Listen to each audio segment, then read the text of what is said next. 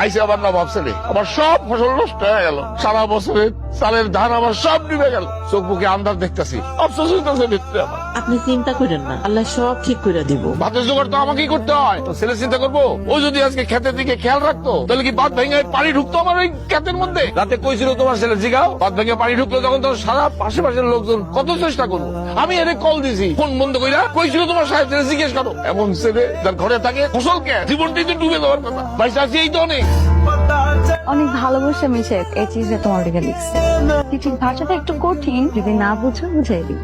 কি বুঝতেছো না? তুমি কি বুঝাইবা? আমি কি বুঝি না? কি বুঝি না আমি? তুমি হঠাৎ এমন করতেছো কেন? আমি করতেছি নাকি তুমি করতেছো? সেই প্রথম থেকে যখন সুযোগ পাও তখনই তুমি আমার ছোট করো। হয়তো তুমি না, যার কাছে যাই সে আমার ছোট করে, যেদিকে যাই সেদিকেই মানুষ আমার তুচ্ছতাচ্ছিল্য করে। কেন আমি মানুষ না? আমার মানুষ মনে হয় না? ও আমার একটা চাকরি নাই, চাকরি না থাকলে মানুষ মানুষ থাকে না। আমার বাবার যে দুইটা ছেলে আছে, তার যে বড় ছেলে উজান, এটাও মানুষ জানে না।